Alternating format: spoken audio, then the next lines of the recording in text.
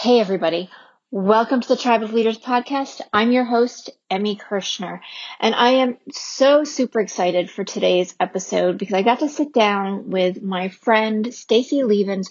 She's also my mastermind partner, and Stacey has a truly unique gift of connecting the dots for thought leaders through the art of storytelling so they can more effectively connect with their audience and grow their business. She shares how she does this and why it's so important for your business that your stories really cover your why and your purpose. My name is Emmy Kirshner. I'm a serial entrepreneur and investor. The one thing that I get asked all the time is, how do you achieve success in business and make an impact? In each episode of the Tribe of Leaders podcast, you'll hear from entrepreneurs and visionaries who share how their leadership has changed not only their lives, but the lives of everybody around them. Hey, could you do me a quick favor? Take a screenshot of this podcast episode right now and post it on your Instagram and tag me and anybody else who you think could benefit from it, especially if you've been finding value. I'm so grateful for you listening. Hey, Stacey, welcome to the Tribe of Leaders podcast. You and I have known each other for just under a year. I can't believe that we're coming up to like almost a year when I first met you and did my proof talk. So welcome to the show. I can hardly wait to have everybody hear your story because you are like just the epitome of serial entrepreneur. Thank you, Emmy. You're welcome. Can you believe it's only been a year? It really kind of blows my mind. I feel like, once I wrangled you into my world, which I feel like I twisted your arm. Do you remember that day when I invited you out? I said, meet me for drinks. I have a plan. And I'm sure you must have been rolling your eyes like, who is this lady? What are you talking about? Oh, no, I was already in. It was all good. Oh, you were? Okay. Yeah, it was good. Well, let's tell your listeners what I did because, so just quickly, I moved to Philadelphia after living all my life in Southern California. I fell in love, I got married, and my husband lives in Philadelphia. So I arrived here and I was really lonely right off the bat because I came from an environment in Southern California where I was surrounded by a lot of entrepreneurial friends. So when I got here, I was just like, where's my people? I need to find my people. So when I met you, Emmy, I knew from the first hour I met you, I'm like, oh, this girl would be an amazing mastermind partner. So I found you and Penny Zanker and I invited you to drinks. And I was just like, oh gosh, I felt like this little girl, like begging for a play date. Right. So and we were like, yes, let's play. So I said, please, I've got this idea. I want to mastermind with you guys once a month and we'll spend a couple hours on our businesses and I've got a total structure for it. And will you play with me? And I think both of you just kind of rolled your eyes like, okay, we'll show up once and see if this is worth it. But we've been meeting every month since, and I'm just so happy you guys said yes. So thank you for being my buddies out here on the East Coast. Well, you're very welcome. You're very welcome. And like, let's start with what you're doing right now, and then let's circle all the way back to the beginning and take everybody through your journey. Sure. Yeah. So the past 30 plus years have culminated into this business I run right now with my husband called The Proof. And The Proof is an opportunity for entrepreneurs and aspiring thought leaders to really clarify and communicate their message so they can be seen, heard, and recognized.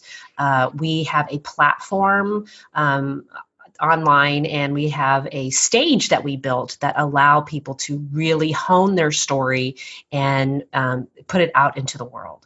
So that's what I'm doing now. But really all this started, probably when I was a teenager and the influence of my entrepreneurial parents. And I just knew that I could never, ever work for anybody. I think I worked 2 jobs in retail and I was a hostess at a restaurant. And I just said, I can't do this. I can't do this. So I always knew I had to be my own boss.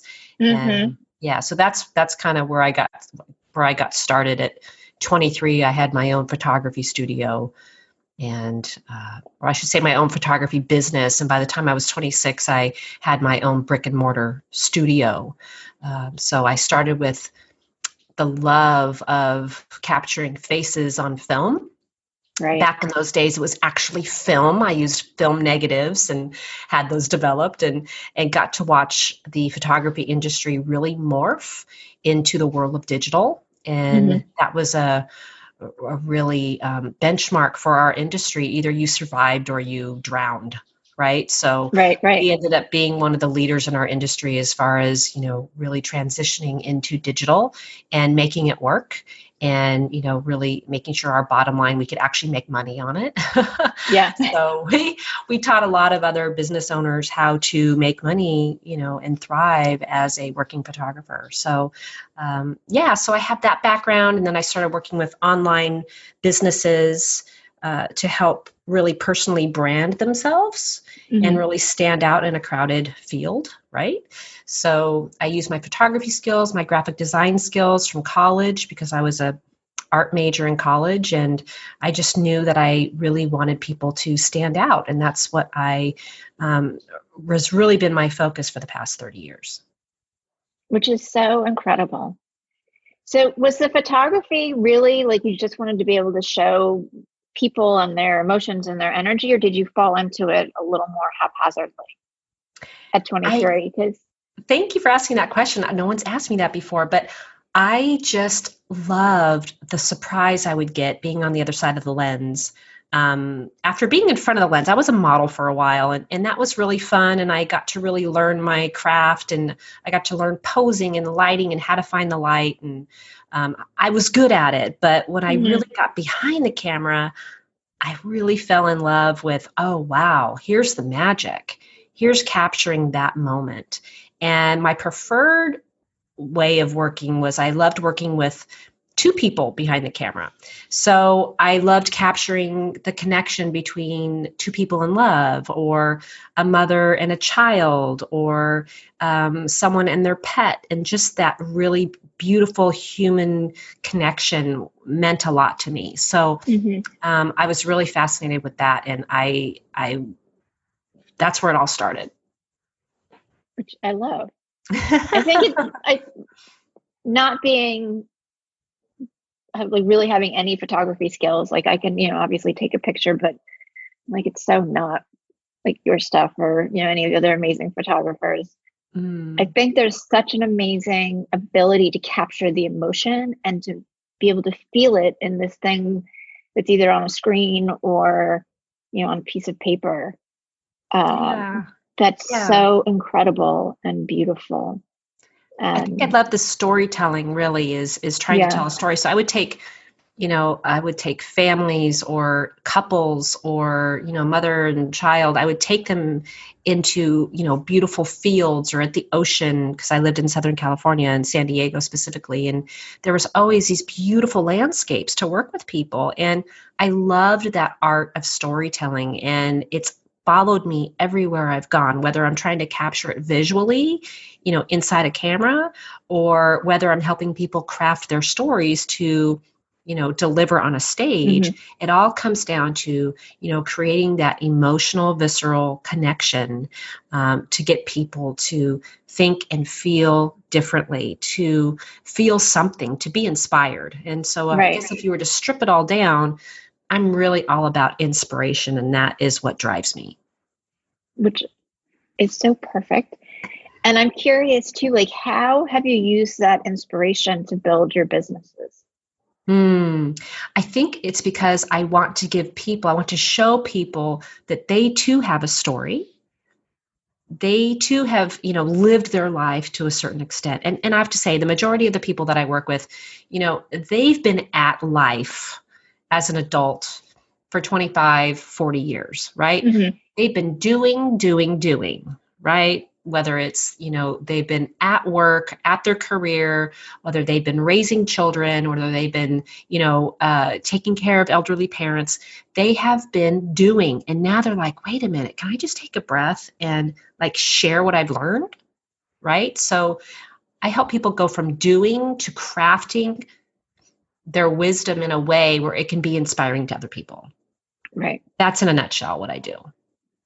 Which I think is so powerful because it adds so much value for them. Mm-hmm. Like, never mind the external, like what everybody else gets to see. I think there's something that's very connected and enlightening for them to be able to have that experience. Absolutely. And it's really becomes their legacy piece, Mm-hmm. right?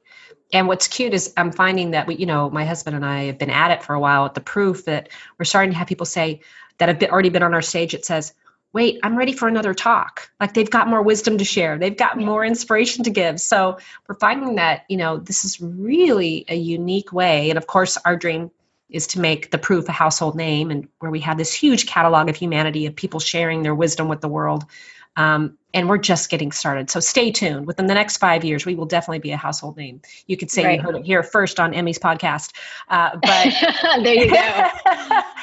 But yeah, we have big plans. We have big plans to really create a way where people can just give, Mm-hmm. right? Yeah. Give without expectation, but take their life wisdom, because everybody has a story. Everybody has something to say. And, when you're faced with like 3 minutes at a time, which is the proof standard, is like a 3-minute talk on our stage, everybody's worthy. Everybody's worthy to share something. Yeah. And you can hear similar stories and have completely different meanings, which I think is what's so cool about what you're doing. What's been the biggest challenge for you from a leadership perspective in growing your businesses? I think the hardest part is, I don't want to say it comes down to marketing, because in a way it just takes the deep pockets. How do you compete with the big budgets out there, right? Right. So I've always been in a situation where my businesses have been bootstrapped, right? So that's where I've always self-funded everything, and I've had much success. Like, even when I was in San Diego and I was working at my studio I was a 23-year run that I, ran the studio. The key for us at the time was, okay, if we're going to bootstrap this, how can we make the biggest impact? And we just really got involved with the community and created programs that we could give back to the community that wasn't about us, So we looked at the community. Where's the need? How can we fulfill it? And how can we create a program that we can fund that could benefit people, more than ourselves? So that was very, very successful. So I think I take all that experience and I bring it forward with the proof, and realize that, yes, we are funding this, and, we do attract speakers who want to be heard. So we charge for that. But it's really just helping these speakers share. The more they share, the more the word gets out. So I think that's been the biggest challenge, is getting everybody to share their work and catching critical mass. So like I said, you're catching us at a really early stage. And, as we grow and as we're able to feed the marketing machine a little bit more, that's just our challenge, is getting the word out. Okay. So for somebody who's thinking about starting a business and they're listening, what ran through your mind as you were bootstrapping? Was it really the marketing piece, or were you concerned about, the money as well, and how much can you actually, and not a dollar number, but just like, what do you dump into here and still feel okay at the end of the day? If I were to really advise somebody where they would put their money, is I would just make sure that what they're selling, especially if they're in any kind of coaching industry, is make sure you have a system, right? Make sure you really honed in on what that system is, that you can package and you can sell high ticket right away. What can you create? So I think it would be really just hiring an advisor to make sure that that person can really give you the best advice on how to package your work. Because if you can't package your service, or you can't package your work, you're not going to get anywhere. So you have to really start selling those services right away, so you can, grab the cash flow to move forward. Of course, if you have a little seed money, that's always helpful. But it's a lot of hustle. It's a lot of hustle to do a bootstrap, but it's so rewarding when you know that everything is by your touch, right? You're touching everything. So I hope I answered your question. Yeah, absolutely. Absolutely. Yeah. Well, and you're creating everything. Like it's your, I don't want to say baby, but your thing that's like been invented and then coming into fruition and growing and then proliferating out Mm-hmm. into universe, and as people are being able to take advantage of it. So Yeah, but I think you can start businesses with just, even like if someone gave me, like if someone said, "Hey, I have $1,000, I want to start a business." mhm. Um, I would say grab your real estate, which is your URL. Make sure you have a really strong URL website. You can build websites for pennies now. I mean, it's so affordable, Oh yeah, right? It's yeah, not like it was a few years ago where you had to drop 10 grand on a website, So there's a lot of different platforms out there that you could get started, but just make sure you have a product first. So make sure that you really hone in and you've got a system to deliver it and right, offer it to the world. yeah. And that's what we Well, help people. It's, as far as, when we get people on our stage, not just for a proof talk, but we really help them do a customer engagement journey, from beginning to end. So how are they going to find you? What are you selling? And just kind of helping them with some basic business skills. So that's what we call proof school. oh, okay. So tell us more about that. So proof school. So we have had a lot of people on our stage really want to make a bigger impact. So they want to use their proof talk to get out there, but um, the proof talk almost becomes like just a little piece of marketing content to help get the Hmm. word out. So we heard people in the wellness industry a lot. So we're helping them create little micro courses that are no more than 30 minutes long that they can offer to people to get to know, like, and trust them, right? So by Hmm. creating a micro course, you do several things. You position yourself as an expert, and you also show that you know how to organize content. So, and you're giving a lot of value. So these micro courses, people who finish watching the micro course really leave with some juicy information and actionable items. So we really help them craft what that can be. And then, of course, at the end of the micro course, we encourage them to opt in for a phone call. So the majority of the people that we're helping these with are people who have service companies. Like this one person, we have a doctor in Santa Fe, New Mexico. She has this amazing course on regeneration, on teaching. It's called the Benson Regenerative Protocol. So she teaches regenerative aging. And the opt-in for her is she wants people to get on the phone so she can talk to them about the services that she provides at her clinic. So it's just a way to get really qualified leads. So we help people create that end to end so they have a really great customer journey. Wow. That's like one-stop shop too, because you Yeah. get the video and the, I think one of the things, having done the proof talk, last April, was it gave me a clarity of what I was all about, at a different level, a much, much deeper level. Like I had all these pieces and I kind of knew in my head, but I couldn't necessarily explain it well to somebody else. Mm-hmm. And to be able to now have proof school and be able to take that and really monetize your purpose and your meaning is phenomenal. Thank you. Thank you. I loved your talk, by the way. You're one of my favorites. Whenever anybody calls and says they want to see, what a profile page on our portal looks like, I always send them to you because I love your Oh, thank you. photos. You were so fun with your photos, and your talk is so great. And your Oh, three thank words, your you. meaning of life. I just love the entirety of it. It was great. You're one of our It's shining be stars, Emmy. Oh, thank you. It's because I threw glitter on the stage. You did. We're still cleaning up the glitter. Oh my gosh. It's crazy, girl. We're still cleaning up the glitter. I threw glitter in my apartment, like right before Christmas, and I'm still finding it. It was out in the hall. Right. It stays forever, but it brings so much joy. It So does. It really does bring joy. So thank you for that.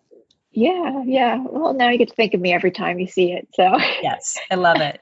Love it. it's all good. So as you're growing the proof, what's next for you? Wow.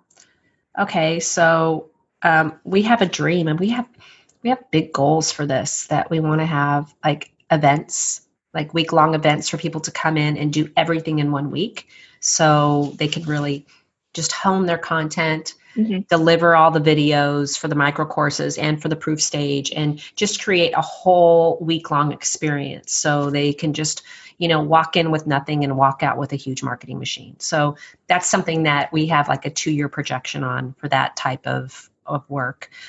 We want to go international, and we're speaking with someone that's helping us do a 2-day event in Austria. And then it would be offered in several languages. So since my husband, Dan, is half Chinese and half Belgian, we would love to break into the European and Asian markets. So we feel like we now have really drilled down our offering with our Proof Talk formula and our Speak Your Proof micro course. We feel like that's something that could really benefit anybody in the world. So we're excited to kind of play internationally in that group. So so that's what's next. Very nice. I love it. I love having like big goals and dreams, even though they're like 2 to 5 years out. I think that's what drives most entrepreneurs when they're stuck in the day-to-day stuff of I've just got to get like this trench built so then I can get to the next thing. Is that true for you and Dan? Yeah, but we realized if we don't have a 5-year goal, then what are we working for? So we set a pretty high goal, and I don't think I'm at liberty to exactly say what that end 5 years, but just know it's big. It's bigger than we've ever thought. But we just thought, what are we holding back for?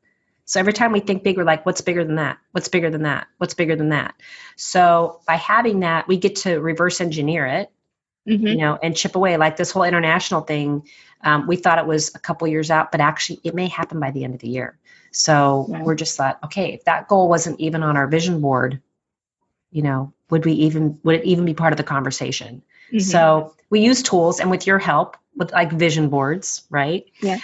Where we play with that, and we actually write down the goals and we compare them, and we have spreadsheets, and my husband is he's been such a wonderful partner because I could think so big and realize that it's not just thinking big. It's not just saying, oh, gee, I want to manifest this. It's like, no, what are our actionable goals to get this done? So, So starting with the end in mind and then working back and getting into the nitty gritty with the spreadsheets and the details.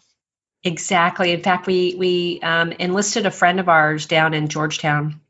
We're driving tonight, and we're meeting with him first thing in the morning, and we're sharing with him our 5-year vision, and specifically, we have him sitting with us tomorrow so he can mirror back what we're looking for and really just help us even refine those goals even more. And so it's those kind of things that we like to really play with. And, if you don't make time for it, it's never going to happen. So we really, like, tomorrow's my birthday. It's like, I didn't think I'd be spending my birthday Happy birthday. Thank you. Doing this kind of exercise. But I'm like, you know what? If we don't carve out the time to do it, it's never going to happen. Right. So force yourself to just make it happen. Yeah. Yeah, absolutely. Well, and I, as you know, as a planner, like I like the list making and the breaking down because for me at least, and I think for a lot of other people, once I see all that stuff, then I can put it into the action. Like, all right, do these 3 things now. And then I can check them off my list and be done. I think that should be one of our exercises for our monthly meetings. What do you think? Absolutely. Absolutely. So what was it like for you essentially picking up your entire life and moving across the country? Because I think that's so like super fun and scary at the same time. I have to say that I was in my love bubble, right? So Dan and I were so crazy about each other in love that when I picked up and left Southern California after being there my whole life, okay? Right. So that's several decades without giving my age away. 5 decades, right? So I think I didn't really allow myself to think. I just knew in my gut it was right. And I just did it. And no regrets at all. Do I get homesick? Yeah, I get homesick. I miss my family. I miss my friends. But I'm so happy that I did it. And I'm so happy I have this partner that just completely nurtures this. And he's so cute. He's like, okay, we got to make sure you get back to San Diego in the next couple months, just because he knows it's like, he brought me all the way over here, but he also knows that I need to go back and touch base, right? I need to go, Right, I put right. my toe in the water again, and he holds that as a high priority, which is so lovely. I feel so nurtured for that. But yeah, you know what? I just knew it was such a yes in my body that all I did was move forward, and I don't regret it at all. Yeah. I think it's incredible. Thank you. You're welcome. Well, and a lot of people, I think, are in similar situations in that they've spent, the bulk of, if not all of their lives in a place. And it, it, I mean, I guess it's a great thing that you had the love bubble to kind of be in and just know that that was going to work. But things are just different, whether it's the grocery store is laid out, differently, or, different weather, which, because you moved, I think, coming into Oh, yeah. winter. So warm and sunny to PA gray. Well, you know what's interesting about that, and I have to give the East Coast credit, because I'm almost embarrassed to say this out loud, but I never have really lived anywhere that snowed ever. So I saw snow when I'd go visit the mountains, and maybe a couple times I actually saw it fall, but I never spent any time in it. So when I came back here and I realized, okay, I moved in November. So when I saw my first snowfall, it was like early December 2018. And it was the first time that I actually opened up my door, and there was like a little bank of snow outside my door, and I had to put on different shoes, and I had to put on a scarf and a hat, and Dan bought me mittens, and I had to prep for this big life change, this big environmental change. And I have to say, it was so beautiful. And what I learned about the Four Seasons, which I never had in San Diego, it forced me to slow down. It gave me permission to hibernate. It gave me permission to, you know what, I don't have to go. Because when you live in San Diego, you feel guilty if the sun is shining and you're not outside enjoying it, right? Right. So here, and you say gray PA, I found it lovely. I found it like, oh, okay, I can take a deep breath. I can reflect. I can make soup. I can like hunker down. I can not have to rush. It gave my body permission to slow down and to just really relax. And another thing it did for me is that by just watching the seasons change and seeing the leaves fall to bare trees, to the green growth again in spring, it reminded me that, wow, this too shall pass. And I think looking back, as beautiful as I love living in paradise, I think I had a little bit of depression, because I didn't really experience this seasonal growth, right? Right, right. If you really align yourself that seasons are part of, your natural growth, I realized, wow, I'd really been missing that. And I've learned so much by living here, just these, not even 2 years yet, but I've learned a lot on just getting through life by watching these seasons change. So I know it sounds silly for all you people listening out there that are been living with the seasons your whole life, but it really did reposition life experience for me. I think when you see or you start experiencing something that is like in such contrast to what is familiar to you, you have to pay attention to it. Yes. And see where things are really amazing, and also where like the things that you don't like, or that you're like, oh, I now need to like do boots, hats, scarf, mittens, and heavy coat. and there's a process to that. And I really have enjoyed it. I'm so grateful that I've had this experience in my life. So, yeah. Yeah. How are you doing your business differently with the proof now that you've had this experience, particularly with the seasons and slowing down and really being more present? Well, it's interesting. My life before is I owned a business with my husband at the time. And I feel like we wasted a lot. I look back, we wasted a lot of time. I feel like Dan and I we're constantly working on life, and we probably could get better on like, okay, it's going to be a vacation. Like we're going away this weekend and we're not taking our laptops. It's going to be pure, like read a book, relax, decompress. But it's going to sound silly, but like I used to watch a lot more TV like in the evenings and like check out and relax. But no, it's like here, it's like we want to move forward. We want to create content. We want to work on our business. So we spend a lot more time and our off time just creating. And that to me is such a rush. We so enjoy it. So I think that's probably the biggest differentiator when it comes to free time here and maybe not being able to go outside. It's like, okay, we just get to stay in and really crank. And it's been great for us. Awesome. Yeah. I love that. And you're feeding each other with the creativity. Oh, totally. Yeah. Because he is the technician, and he'll like build all the funnels for people, and he'll like do all the coding and that, but he'll need graphic support. So he'll say, babe, I need this. So I create, I get the photo ready, or I get the graphics ready, or I can create on the spot. And I think that's really the power of the two of us together, is that we are completely a one-stop shop. Right. And of course we can delegate things, but if he and I just hunker down and do it together, we can turn stuff around really quickly. So it's really been great. It's so fun to really get our hands dirty in this early stage of our business. So when we do delegate, we have our standards in place. Right. Yeah. So yeah, absolutely. Great. Any advice for an entrepreneur who's either working with their spouse or is thinking about it? Because like you have a great balance, not only in your skill sets, like I think you complement each other really well, but obviously you're spending a lot of time together. Yeah. Yeah. We do spend a lot of time together, and sometimes we have to be conscious that we're not working too much, that we can find time for ourselves.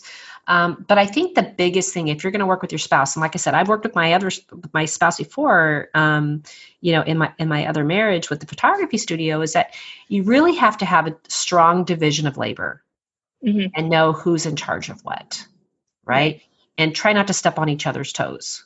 It's great to know what the other person is doing. So if you have to step in to take over in a pinch, if they can't do it, that's great. But really just look at your business structure and divide it. Allison Maslin is one of our mentors, and she wrote this book called Scale or Fail. It's a great book, but she has 4 categories that every business should have. And when we were reading the book just a couple months ago, we really made sure that we plugged in what we're best at, right? So Dan loves sales and marketing. He loves it. I love marketing too, but I know that I'm really the graphic support of the marketing. The other hole in that is product development. I'm excellent at product development and creating systems. So I'm in charge of that piece. He's in charge of, getting out there and marketing and doing the one-on-one sales. He loves the one-on-one sales. I could sell. I don't love it, but I could, So, hey, babe, if you love to sell, you go for it. Right. So that's just finding what your lane is. Right. And knowing that early. Okay. Yeah. Cool. And I think that's really important to like figure that out early, as you just said, because it's a lot of time. Yeah, it is. It is. So I am having so much fun chatting with you. Share with everybody, where they can find you if they wanted to connect with you. Oh, thank you. Well, you can always find us at our website, witnesstheproof.com, where you can see tons of proof talks, including yours.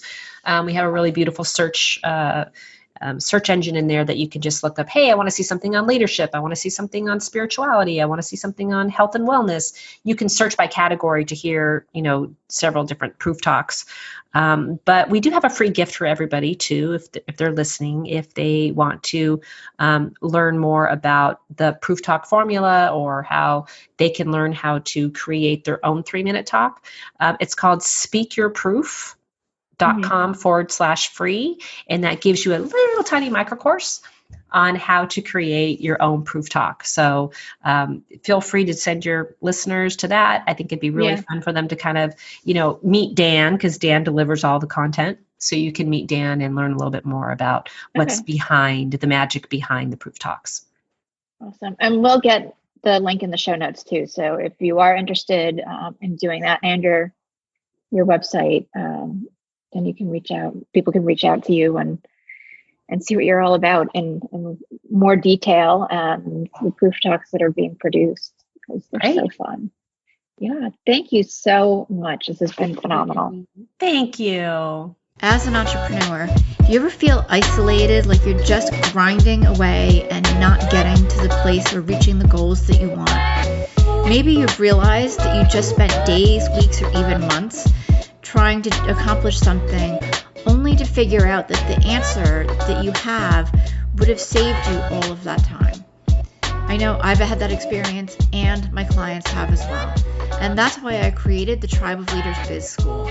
Get the accountability, the training, and the knowledge base in a community of like-minded people who are there to support you. Go ahead and check it out. It's the Tribe of Leaders